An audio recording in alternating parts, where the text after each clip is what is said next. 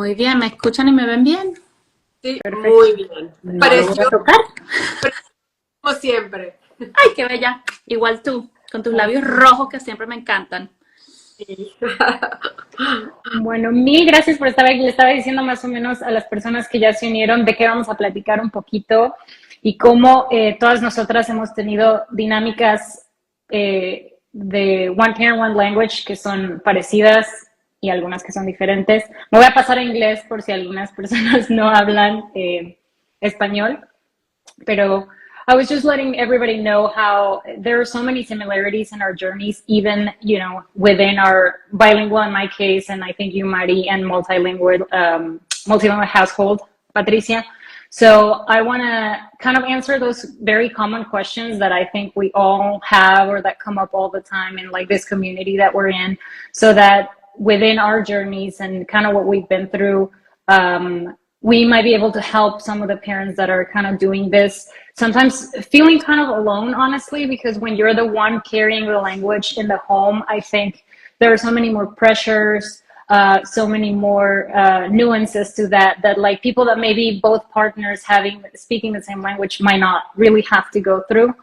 And it might make it harder to kind of stay consistent and stay strong when even within your own household, right? You not only maybe not have that support, but maybe not, you have to explain to an extra person, right, what you're doing, and kind of have to convince them a lot of the times to like stay with it and see it through with you. So I'll start letting you, Patricia, tell us a little bit about your experience and kind of what your household dynamic looks like.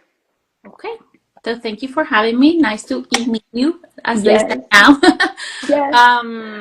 All right. So I am originally from Venezuela and moved here some time ago, and got married with my now husband, who is from Poland.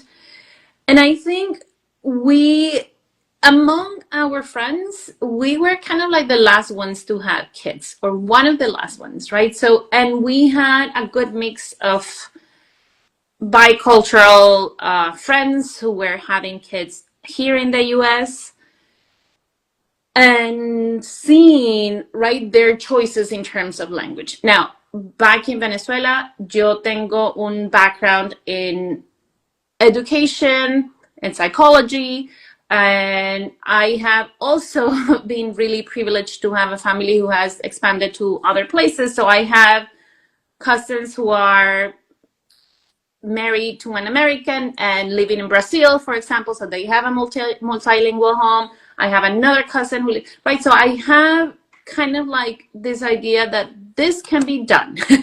Lo podemos hacer.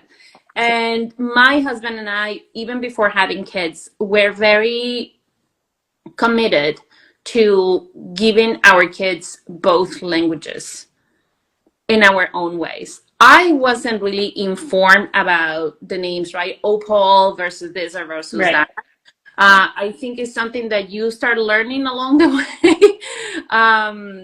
Cuando uno se empieza a sentir como que, ¿cómo que se hace eso? Right at the beginning, I was like, okay, I just have to speak Spanish with my kids. And I was very privileged and fortunate to be able to stay at home for some time. Y para mí era solo tengo que hablar español, no pasa nada. I mean, what else? Fácil. Right, like fácil. Exactly. And then for some time, that was our case. I will speak Spanish only to the kids, and my husband will speak Polish only to the kids, even though between him and I, nosotros hablamos en inglés, because I don't speak Polish, he doesn't speak Spanish. So that's how we started, our journey with teaching both languages to the kids since they were born, really. I'll tell you, and Mari, you'll tell us about your experience in a second, but I'm super curious. How old are your kids now, Patricia? So I have a 10-year-old and an 8-year-old. Okay. What did they learn first? Español. Spanish was really first. But I will say this, right? even from when I was pregnant, my husband will sing songs in Polish to the belly and do all that kind of stuff. And I could see my kids when he was talking to them when they were babies be like, Yeah. oh, this is Yeah. the one who's been speaking differently, right? Yeah. Para mí fue fascinante, fascinante. I was like, this is amazing, right? Like, so I don't, I knew, I learned, I experienced from the beginning that there is no confusion. There is no confusion about languages. Los niños no se confunden entre los idiomas. Es una cosa extremadamente fascinante de presenciar y de vivirlo también. Because even if they speak one first, and I've noticed that my kids, my husband speaks English and I speak only Spanish to my kids like you do, but I do notice that even when, from being very, very young, they might not be able to speak to him, but they know and recognize that he does speak a different language and there's a different input. So I do find that super interesting as well. And I think it really comes back to when people ask this question the most when they have their first baby, I feel like. And so, well, am I going to confuse them? But then you witness it. And I feel like in front of your eyes, that kind of becomes clear that like they're amazing at sorting the languages in their head. And I find that fascinating too. Yes. Mari, dinos tú tu experiencia y si tenías algo que decir acerca de lo que nos cuenta Patricia, que se me hace 3 idiomas, es como wow. Well, Yo creo que Maritere y yo tenemos bastante similitudes en ese sentido, ya. muy similar. Mi marido, sabes que siempre él no habla español para nada. Yo les llevo un par de décadas de cuando creé a mis hijos y en esa época no había nada, o sea, no existía eso ni de que había métodos. Yo ni sabía, o sea, yo por mi intuición, como hizo Patri, yo dije, bueno, pues yo le hablo español y él le habla inglés a mí, y ahí ya empezó. Pero entonces me empecé a educar más y más porque entonces me preguntaban, me hablaban y hablaba con padres y después que empecé a escribir la columna para padres en el periódico y ahí fue donde empecé, o sea, aprendí que los métodos tienen un nombre pero poco a poco, pero eso vino después, chicas, eso vino como, yo te diría que como 5 o 6 años después.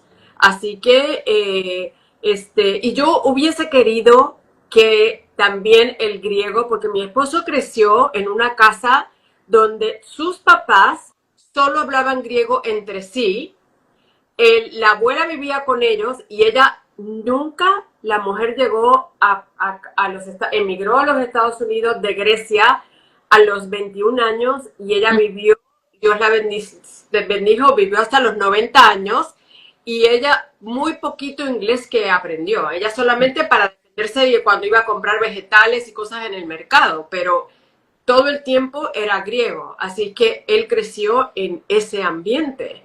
Y bueno, se le ha olvidado muchísimo porque después a los 18 años se va, después que termina la universidad, o se va a hacer universidad, después se muda. Pero en aquel tiempo yo vivía en un área que yo les he comentado en otra ocasión, muy blanca, muy todo inglés. Entonces yo no tenía ningún apoyo con lo de español y yo decía, bueno, ¿qué voy a hacer con lo del griego? Porque yo hablo griego y yo hay inglés también, o sea, era como que si lo tuvieras que hacer hoy día, me sentiría con más recursos y más Sí, apoyada. más confianza, sí. Que lo tuve antes, no tan solo con el español, pero también con el griego. Entonces, pues escogimos español e inglés y a ver qué pasa. Y así fue. Pero para mí siempre, yo creo que el hecho de yo haber crecido con inglés y español, porque en mi casa se hablaba español, pero en la escuela yo tenía que hablar inglés, porque las monjas, yo estaba en una escuela católica, las monjas todas eran americanas, ninguna de ellas hablaba español. Así que teníamos que hablar sí o sí en inglés con ellas, que nos vino bien a nosotros los estudiantes porque nos graduamos de escuela superior y éramos bilingües, completamente. De escribir, de leer, de conversar, o sea, completamente. Así que ya yo sabía ese beneficio ese de poderme comunicar y poder leer y poder hablar y poder escribir en inglés. Pero a mí o sea, me parece interesante que todavía Lucía y yo estamos en comunidades bilingües en Facebook y todavía sale donde los padres se preocupan porque, ay, es que se va a confundir si le hablo dos o más de dos idiomas o tres idiomas. Todavía existe ese mito. Y yo no sé cómo lo vamos a hacer, o sea, no sé cómo se va a derrumbar, pero hay que seguir hablando, seguir la conversación. Y lo importante es que hay educación allá afuera. O sea, es tan fácil hoy día poder hacer un Google y tienes toda esa información ahí y más expertos están hablando al respecto, están disponibles para tener estas conversaciones. Entonces, me parece que pues es lindo y OPOL fue el original, o sea, del que se más habla, ese método. Y hay muchas veces que, o sea, todo depende, como siempre hemos dicho, no todas familias son iguales, así que a nosotras nos funcionó, quizás todavía a ti te está funcionando, pero quizás hay otras familias donde quizás otro método les funcione mejor, o sea, no es el all, end all, all, cuando se dice en inglés, lo máximo, sí, puede ser lo máximo para muchas familias, lo es para muchas de las familias que nos siguen a nosotras y que están en esta edad. Pero también hay otros que también pueden funcionar. Pero lo que no quisiera es que descartaran el valor que puede tener, porque sí funciona. Sí, sí. Y ustedes son ejemplos de que sí funciona. 100%. A mí, what I find really interesting is that I think all of us in this conversation, at least, we didn't have to get our partners on board too much, because I think we've kind of all agreed from the get-go that that was going to happen. Which it's not a conversation that a partnership where both parents speak Spanish ever has to happen, right? Because we speak Spanish amongst each other. We speak Spanish to the kid, like that's our first language, or maybe that's it. Like that, it's kind of como lo que decías, it's just second nature. But I think what's interesting is that even though I personally didn't have to get my husband on board, we knew we wanted the kids to be bilingual. And honestly, even the same as you guys, it was like, como tú, les hablé en español. That's just how I did it. But at the same time, where when my kids went through what I like to call the Spanish only stage, my second is going through it right now, where they only spoke Spanish. We did have, like, that's when the pressure started coming in from even my own parents who speak Spanish, and my mom doesn't even speak English, and she was like, ¿le vas a enseñar inglés? ¿Cuándo le vas a enseñar inglés? Y yo decía, my goodness, o sea, have faith, ¿no? Denle tiempo al niño, he's sorting it out. O sea, Mamá, ayúdame, por favor. Exacto, give me a break. But it's really interesting because I always tell parents to see this stage through, because children need time. They're always absorbing, right? Even you guys, like, speaking English amongst each other, and my husband and I, kids are always absorbing, and they might not, be saying it yet or have put it together, but they're always processing it. And so that's what my kids have been very, very platicones desde muy chiquitos, since they were about like 18 months, like just blah. So I feel like it's even more noticeable because they need that time to, like, sort out both of the languages, but they speak Spanish first. And so until they're able to get there, I feel like my husband felt it with our first more. Now that we're at the other side and my oldest speaks both, he believes. But we did have, like, I want to say it was probably like 6 months. He says it was like a year. It was not. It was probably like 6 months where he felt he was kind of missing that connection with him, in a sense, right? Like, they would be by themselves, and, like, he would call me and he's crying, no sé por qué. Y entonces I would get on the phone with Jonah and he would tell me and I'd be like, oh, okay, he needs this. And then my husband would kind of get frazzled because not only they're speaking Spanish in his defense, they're also speaking like baby Spanish, right? When kids like speak baby English and it's hard to understand. So solo mamá entiende a veces. Yeah. Exacto. Yeah. So it was everything compounded. And so I feel like that's when the pressure came in and it kind of shuffled the foundation a little bit just because he was also in a position where he wasn't able to communicate with the kids. And I think the moraleja de la historia ahí is see this stage through because it's so worth it on the other side. And I want to hear from you guys about what that looked like for you because I feel like the children are going to speak a language first most of the time. And so I want to hear kind of what that looked like for you guys. A ver, Patri. Bueno, yo creo, I think it's easy at the beginning, right? When they're little, when I am home full time, now our circumstances have completely changed, ¿verdad? And when you start to interact, I feel also we are in a very specific predicament because neither my family or I have family here. Same. It's just the two of us. We make our decisions, and whether people somewhere around the world like it or not, right. They have no say, really, right? But once the kids started school, things shifted a little bit because yo sigo siendo, right? Like the most present parent on all of those activities. My husband continues to be Polish only 100%.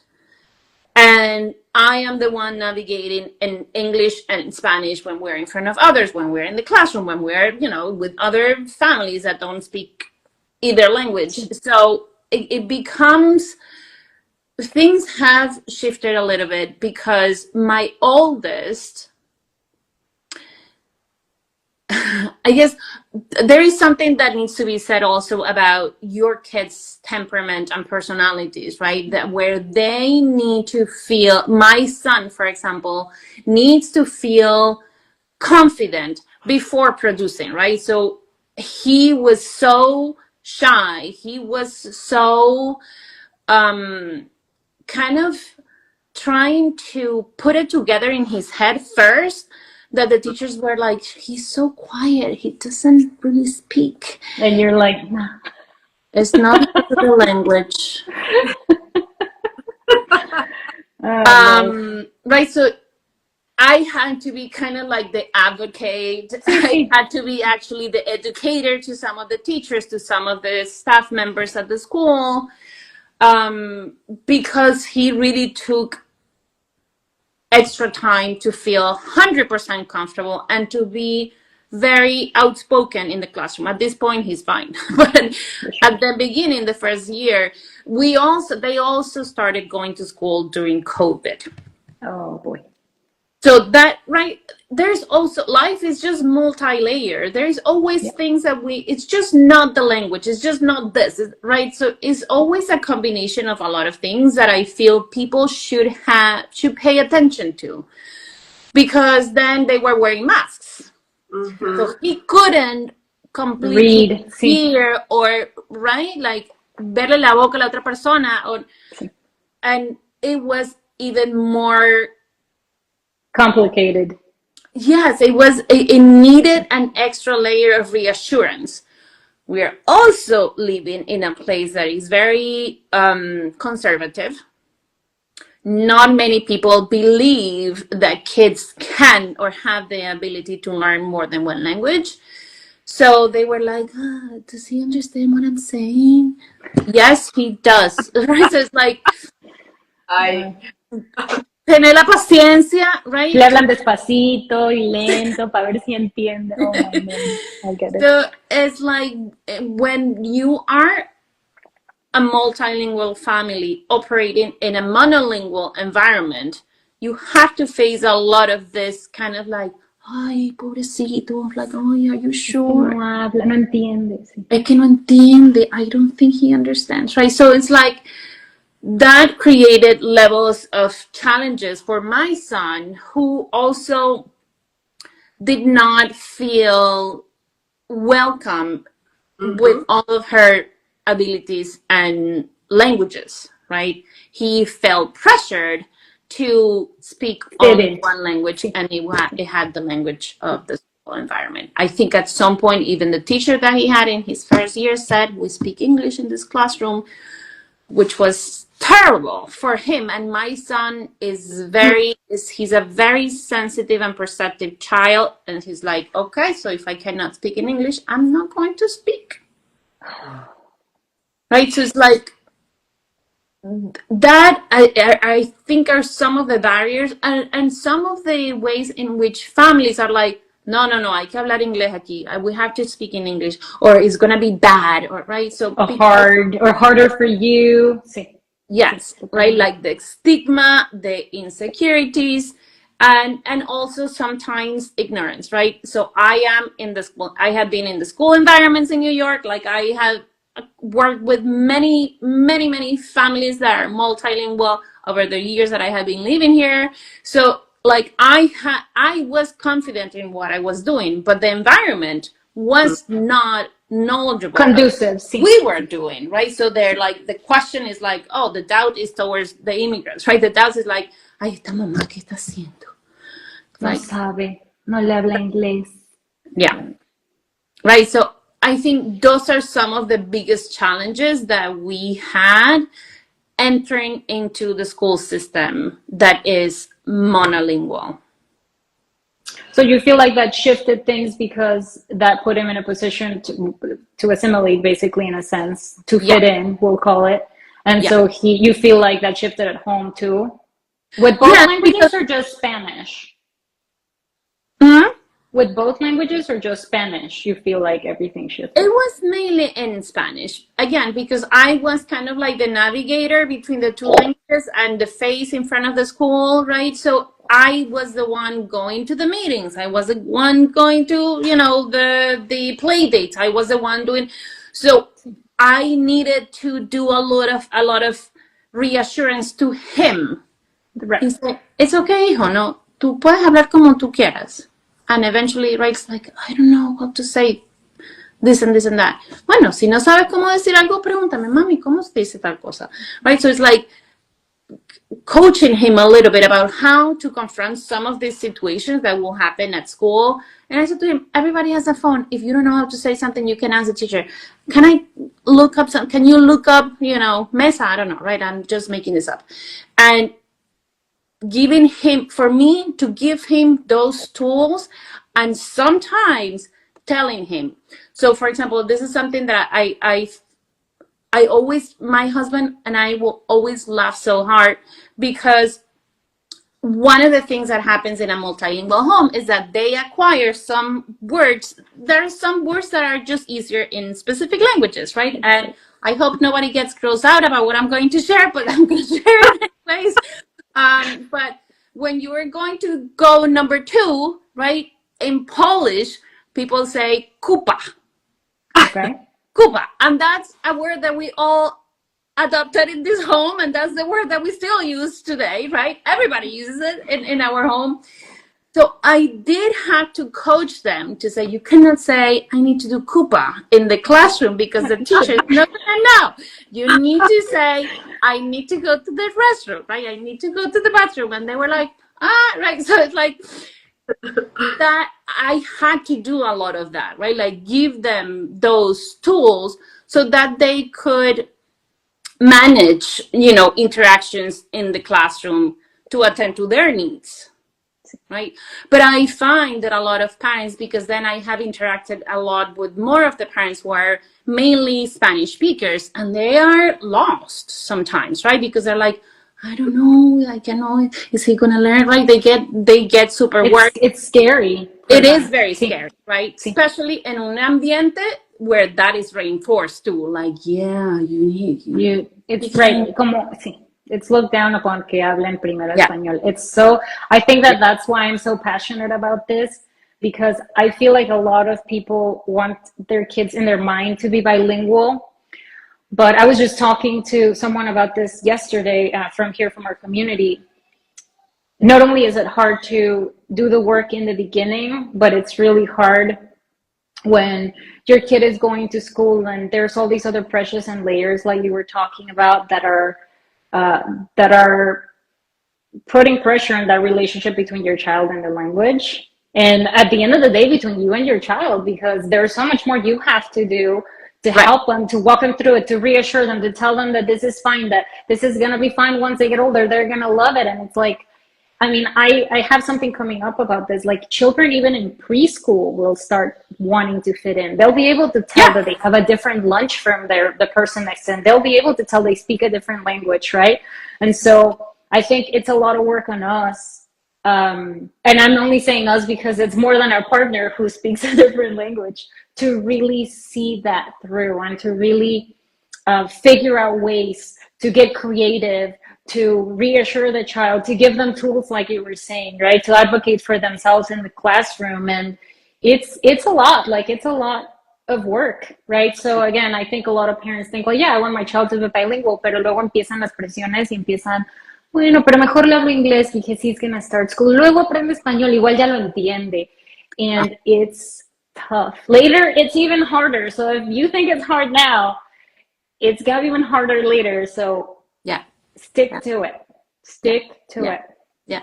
Well, and you think you're giving them a solid base, right? Yeah. But when you compare the amount of hours that they spend at school and the input that they're getting there, and it's like, no, they're gonna lose it, right? And I, as we had gone through, more years of full-time school, I went back to work full-time. So they are spending even, the whole day mainly in a monolingual environment, right? So I have to be a lot more intentional. And it's funny because I always joke with my husband and saying, you have more support in Polish. How is that even How is that possible? that I have in Spanish? So they go on Saturdays to Polish school. We have in the community like 3 Polish families that we're very good friends with. So they're very often more exposed to Polish than they are to Spanish. Oh my gosh. And you know what's even more interesting now that you're saying this, that I will even feel, I talk about this too, and you talk about it too, Mari, como que balancing the scales, right? Like doing as much as possible, as much as we can in Spanish, because the world speaks English to our children. And a lot of the times it's so off balance. And so when you start translating for your child and you start sending them to extracurricular, like it all just tips towards English. And super interesting you say that, because sometimes my husband and I speak English to each other. He speaks English. But I'll even feel guilty about speaking English to my husband because I feel like I'm taking away from my kids' Spanish exposure. Even though I only speak to my kids in Spanish when I address them, if I'm speaking between my husband and I, I'm like, great.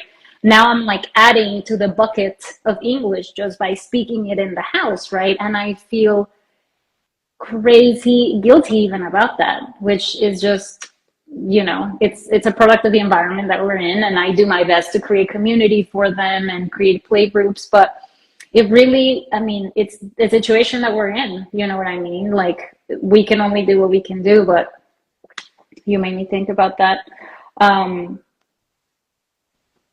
How to navigate that with talk to me about your guys' situation, but for me, people tell me all the time, like, whoa, my partner doesn't speak Spanish. Like, do I sit at the table? Am I supposed to translate everything? I say absolutely not, because that's exhausting. My husband has picked up a lot of Spanish along the way. If we're at the dinner table, I will speak Spanish to my kids. If I'm talking to him, I'll speak English. But when we kind of let the kids be the bridge, I feel like a lot of the times. If there's something important going on, I will translate for him. But when it comes to the kids, I speak to my kids as if they didn't speak English, basically, so that they always know I'm addressing them in Spanish. What has it looked like for you guys in terms of let's call it the dinner table dynamic, so that we have a name for it? Well, what I was going to tell you is it was very different for me. I had a different reality than what you guys have today, which makes me so happy. But Patrick, you said a couple of things that are very important when you start in this path. The first of all is recognize that we are in a monolingual environment. That is from the get-go. You have to go in, even if you have the intention and the commitment, this is the reality. So you have to just be okay with that. And the other thing that we have to consider is the child's personality. Even between your daughter, my son, and my daughter, their personalities were totally different. Yeah. They were different children, even though they're being raised in the same house, but they are different. So the way you deal with the one child is different from the way you deal with the other child, and you have to adjust what that reality looks like with both, with the bilingualism in your house or multilingualism. So it's super important, and I think that's why it becomes um, parents want to give up when they start school, is because they realize there is a lot more work than It's extra. it's actual. It's another layer of parenthood. We've talked about this, and so I think that going in, you need to accept that this is the reality and move forward and know that today there's a lot of resources, there's mucho apoyo, hay mucho apoyo que antes no había. So my reality was Spanish and then English. Once the kids started school, it was more English. Yo no me sentía confiada de tener en la mesa, the conversation, I would talk to them in Spanish, but then it was English between my husband and I. So the kids figure out pretty quickly that I could speak English. You could speak English, yeah. So it was a battle that there's nothing I could do about it. I continued with my Spanish as best as I could. Consequently, I think I've said this many times. My kids' bilingualism is not perfect, but I know that if we went to Puerto Rico every summer. I was privileged, and I treasure those summers for 12, 13, 14 years in a row. Not everybody gets to do that. I was thinking about Claudia Johnson is in Colombia now. Yeah. Posted something, and I sent her a message saying, "You bring back so many memories because it's the way the kids they were thriving there. Her kids are thriving, and my kids would love being there. But I think ultimately, we all do the best we can, and I think the most important thing to take away is don't give up. There's so much more help these days, and we're all here to support you. And it is not easy. No one said it was. You're gonna have to switch around and make. And Lucia, I wanted to go back to your mom. So your mom is from my generation, and my generation and the generation before, and the generation before that had no education.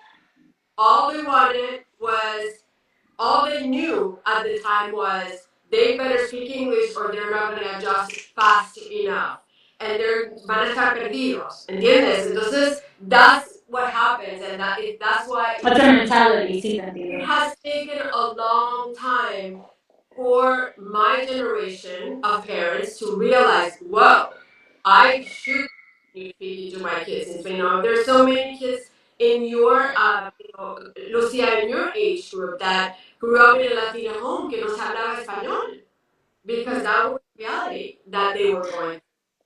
I feel like the only reason we still, I mean, I didn't move here until I was 18, so my formative years were in Spanish, but my mom never was able really to speak English, right? So I was lucky in a sense because I didn't have a choice. Like I always had to speak Spanish to my mom. My dad too, because again, I grew up in Mexico, but my dad does speak English now.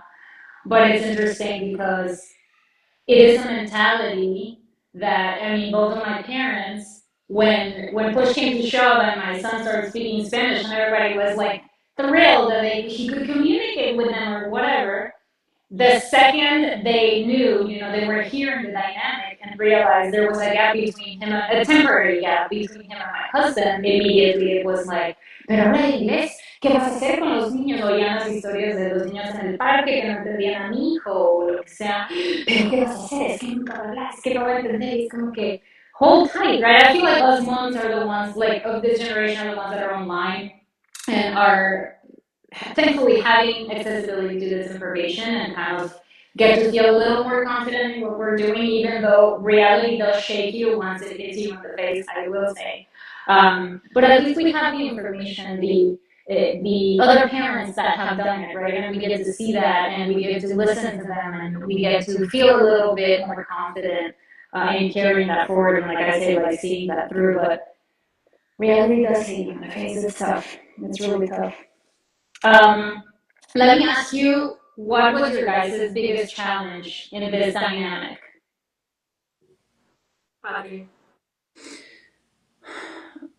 I think for me is to stick and to be consistent and to provide more exposure in Spanish to my kids. As I was saying, we live in a place where there is not a lot of environmental exposure.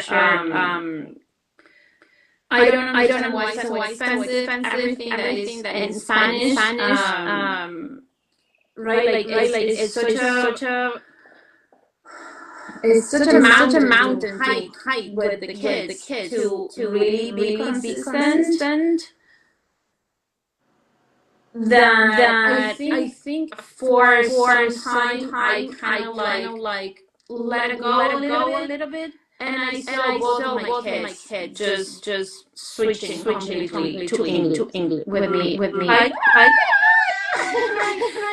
So out to Rebecca, to all the community, and I like ayuda, por favor, like what I have to do because I was like I don't have the privilege to be able to go home.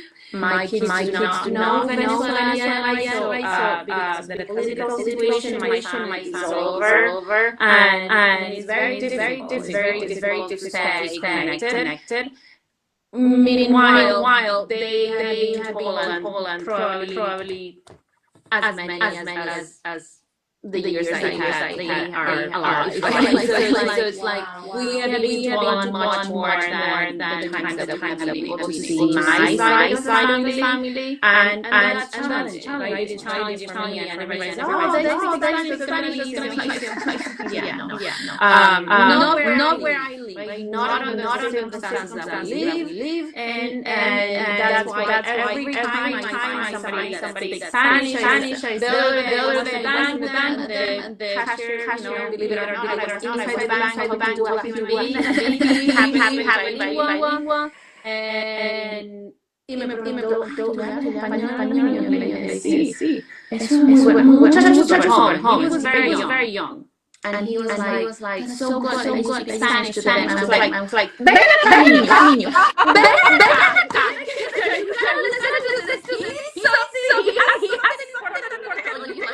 That's awesome. That's really weird. And I told this too with my 5-year-old. We get the time, and because they're he's proud now because he speaks Spanish, But when people compliment them, I say see, or we hear a conversation, or we go to a restaurant and the waiter speaks Spanish and he gets the order, siempre le digo, ves, padre, si no entenderías lo que están diciendo, o si no hubieras saber qué dice esta canción, and I feel like it's built more and more, come on, getting ahead of call it. It's like a pride in him, and he will even tell people that speak English, like he speaks Spanish, and he's very proud. So that's yes, like I feel like they're doing that since they're younger.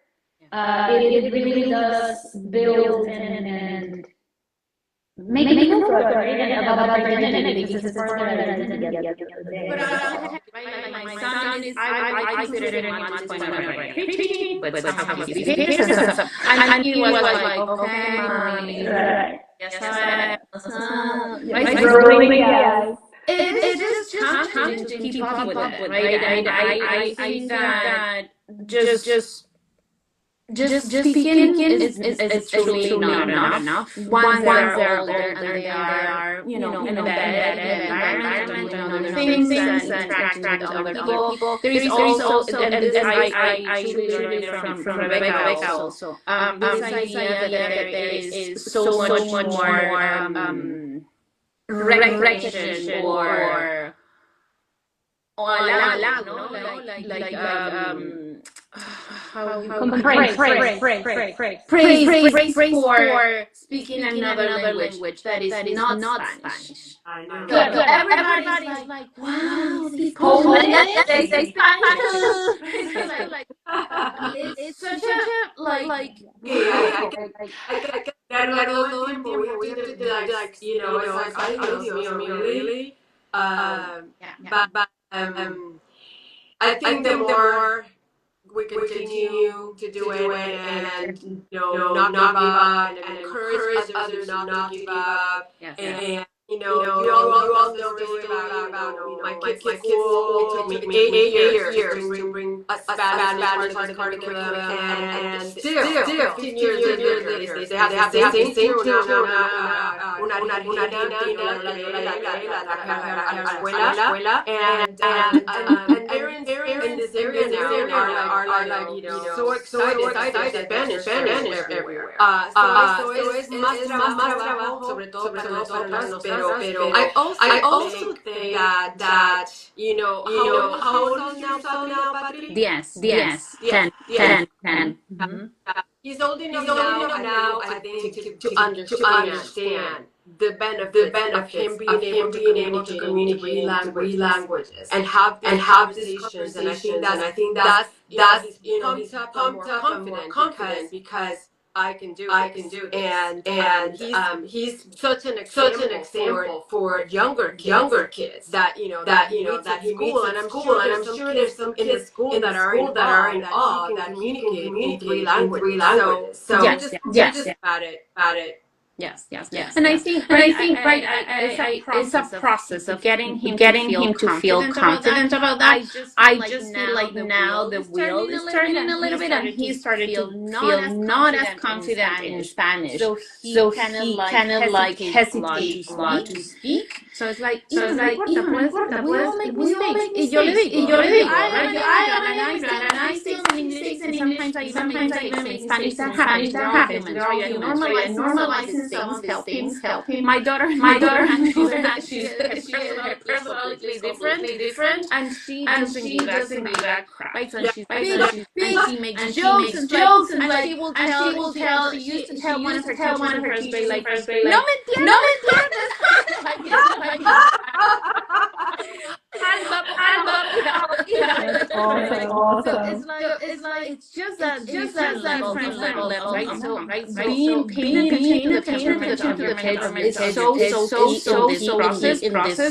Some kids are okay, push them a little bit. Some kids coaching. Some kids just feel okay. You wanna learn. Let's make a structure for that to happen. Like now, in the summer, some of our plants fell, and they have been at home a lot more than I expected. I have been printing a lot of things in Spanish. I can see again, right? The difference in my son loves the structure, needs the structure, he needs to see it, read it. Now here's my daughter on the other hand, like she's okay, just talk. Why?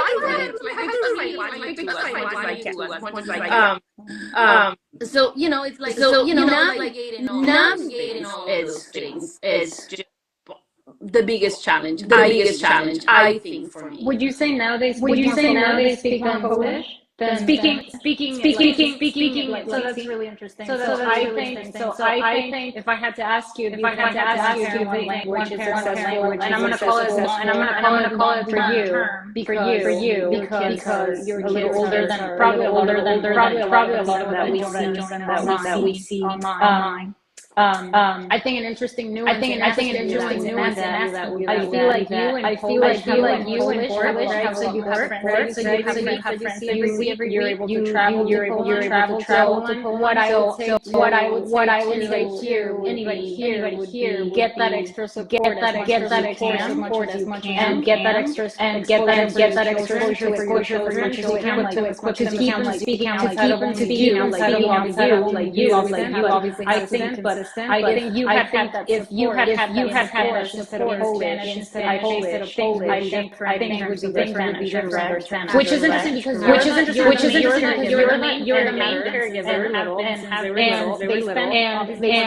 you're the one going to this and there's still those things made a difference with your kids in continuing Polish more than they even though you spend all the time. So my advice to those parents whose kids are going back to school, I would say resources that can immerse them in their life other than just you. I think that's what made a difference for you guys. So that's really interesting.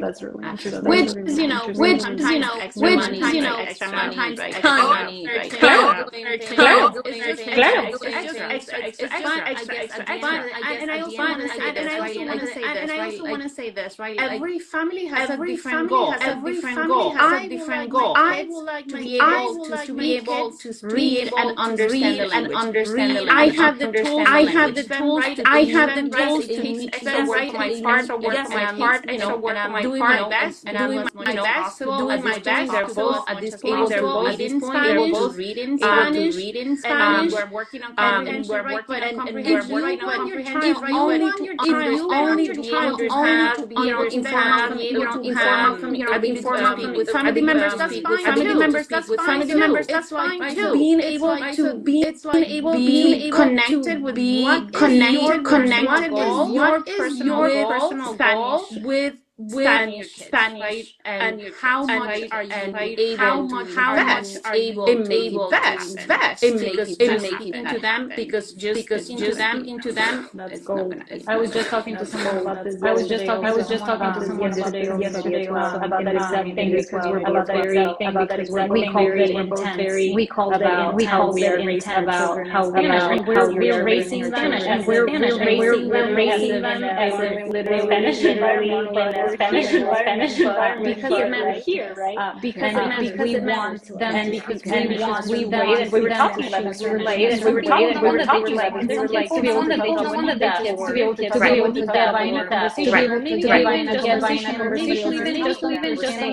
and so that's absolutely what are your goals and act accordingly. But I think key. It is key when you have experience. I think it is heavy to get them that extra exposure, to get them that extra exposure because English drowns our children. I don't think there's getting around that no matter how we fight. Like it will drown Spanish. I think that's partly why speak Spanish to them all the time. It doesn't matter. It takes like a little bit to it and be consistent because you don't need to speak to them in both bilingual children don't become parents. Even in monolingual children will learn English. Like I want children to learn English. Like I want understand that because English is everywhere. Like in every app, in every school. So I feel like it's more work, but I think it is worth it. I think it is worth carry this into adulthood for children, and it's like what a greater gift. It's like what a greater gift. And if you can, get involved, I organize school, right? Celebration at like celebration at nothing in the primary school, like we need signage, like there needs signage in Spanish. You also need when it says baño, when it says baño, bathroom, Para que lo lean, classroom, para que lo lean classroom, al menos, yeah, para que lo lean al yes, menos, and you you know what I can mean? have parents that only speak one language, and this is one very simple way that people They feel belong there welcome, too. right? They belong there too. They belong there Part of their too. experience, part of their experiences, part of their experience, those kids, and both kids, both to advocate, to advocate, so advocate. I know sometimes you can't. I know sometimes it's not. I don't have. A mí no me da pena. A mí no me da pena. A mí no me da pena.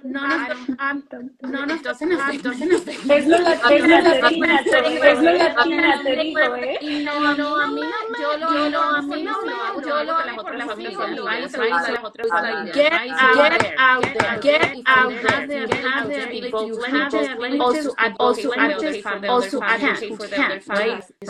Board meetings, right?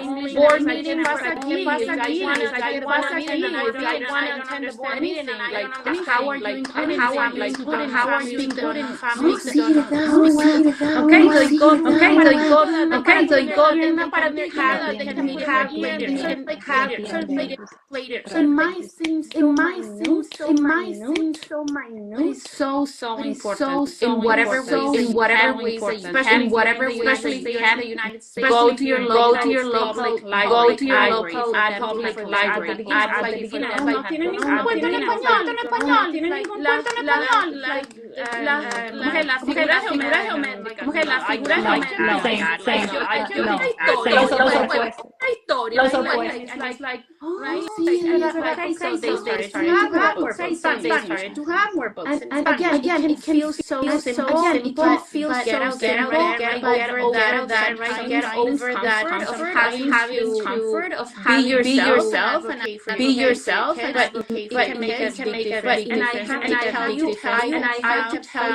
even in this place, very little resistance to that, because it's something sometimes it's like, oh, verdad, I was like, yeah, you have to do it. Well, there's now so many authors writing a Latino español, there's no, I mean, little town library, Spanish books, and they were, so I saw them the list, and every time in Spanish,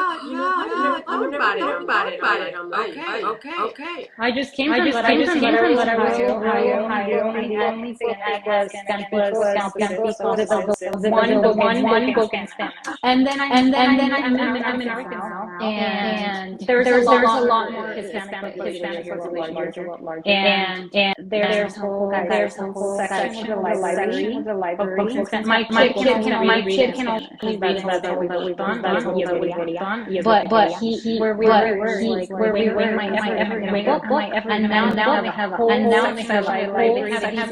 They have the displays where they have the English, they have the English display that is same. They have bilingual storytelling, which I love. This adds to our bucket of Spanish, right? And it makes it feel like it's not just us swimming against the current. It's like there's support outside. I feel como respaldada. You know what I mean? Like I feel it makes it a little bit easier. And I think that's what we all need at the end of the day, because we have so already have so much on our mom, language, and it's like making things a little bit harder. So, but anyway, I have this conversation. I'm so happy to have. Thank you so much for joining us. It's been a pleasure, and I can't wait to put this everybody tonight. We will have it up tonight, and we share the highlights of what we talked about. So, any other thoughts before we go, guys? Thank you for including me. And I'm gonna repeat Maria's word. Do not give up. I know it's hard. Please do not give up. And I always say this to her because ella es la violenta en el país, and it's like my mind is blown, right? Because doing this now is complicated, and I cannot even imagine what it was for you, Mariteres, and you continue to advocate, right? And that is like it just un bálsamo para mi corazón, right? Like to think that there is many of us that are committed to doing this. Do not give up, right? And do not let the environment and the political noise sometimes make you feel that that's something that you should be ashamed of or hiding, right? Like hiding. Our language is beautiful, and our should be celebrated and honored and celebrated and in the same ways that other languages are. Absolutely. I agree 100%. Agree 100%. Don't give up. And remember that language is the most amazing tool.